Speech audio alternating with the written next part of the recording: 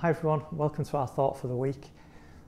My mum was a remarkable woman and she had some great sayings. So when you were eating a meal, if you ate a lot, if you were like really eating a lot of food, she'd say to you, if you carry on eating like that, you'll be as big as outside. And another thing about my mum, she loved to be active, she loved to be busy. And I used to love just arriving in the house where she was sat down just relaxing, because I knew she'd usually been really active.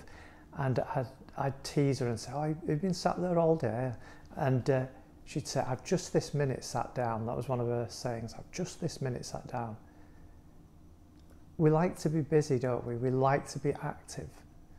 And that's good.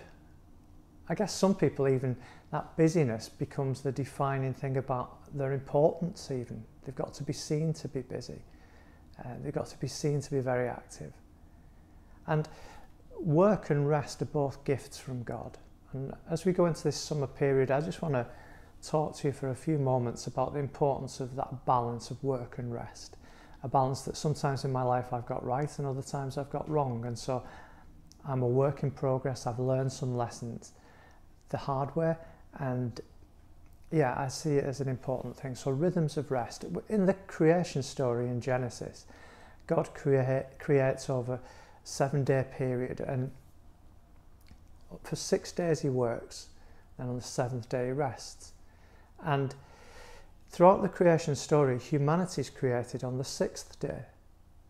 And so the first experience that humanity has is rest, 7th day. It's like a picture of following Jesus, that the first thing we do when we become a follower of Jesus is rest in his grace, rest in his goodness, rest in the fact that we couldn't save ourselves. We need him to save us. And then he empowers us to work for him, but the work's already done by God. We are resting in his finished work. And that's a picture of how we now get to live. So when we look at the life of Jesus, he had very definite patterns of rest. He had daily, weekly, occasional, and more extended periods. So every day, Jesus withdrew and spent time with the Father. He had a point in his day that was refreshing to him. A time alone with God the Father, or with his close friends and God the Father. And I think every day we need a point at the day where we spend time with God that refreshes and renews us, and with some close friends or people that we trust or love that would help us to be refreshed and renewed. And then weekly, it says that Jesus every week went to synagogue.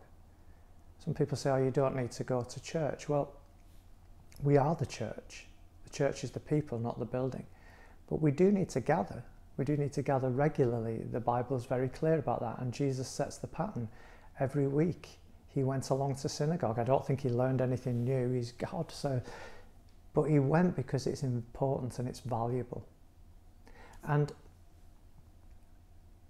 there's something about Sabbath, something about rest each week that's really important. A day that's restful. A day that's renewing to us, a day that's fun, a day that's different to the others. And this isn't a religious thing. Jesus said that Sabbath was made for man and not man for the Sabbath. So it's not about rules and regulations and restrictions. It's about renewal and refreshing and re-energizing.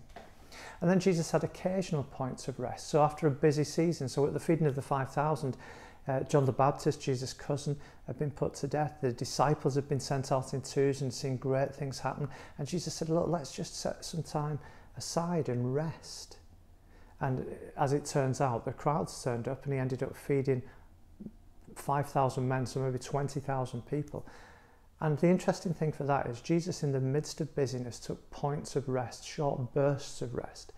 But because he had daily and weekly rhythms of rest, even when that was interrupted, he was okay, because he wasn't running on very low energy levels. He had a good pattern of work and rest. And if our reactions are frustration, anger and so on when we're disturbed, I wonder if it's an indication that we're not getting the right balance between work and rest. And then Jesus would occasionally just go on retreat with his disciples. He went up to Caesarea Philippi, took them out of the activity of normal life to rest and be renewed and to spend time with him. And at that point, it's that Peter confesses that Jesus is the Christ, that in a time of rest, there's revelation, there's a chance to tune in and hear God differently. And so I'd encourage you a daily point, a weekly point, occasional seasons of rest, and then prolonged periods, maybe annually or biannually. Rest's important because it fits into the pattern of life. And so if we're just running from one holiday to the next to get through, that's not healthy. It's what we do in our routine that helps us to be sustained, to keep going for the long haul. So if we're running to empty and then having a holiday, I'd encourage you, maybe think about your daily patterns with God, your connection with other Christians that's good for you, seasons of just having fun and being with others. Notice Jesus doesn't rest from people, he rests with people. And maybe you're an extrovert, you get your energy from being with people, that's great. Maybe you're an introvert, I'm probably more of an introvert. You get your energy from being alone, but it's not good to spend all of our rest time alone. It's good to rest with others. And particularly as we're going into this holiday season, don't have a holiday from God. Have a holiday with God. So may you know a real great balance in your life of rest and work. Working from a place of rest, both are a gift from God. Have a fantastic week. God bless.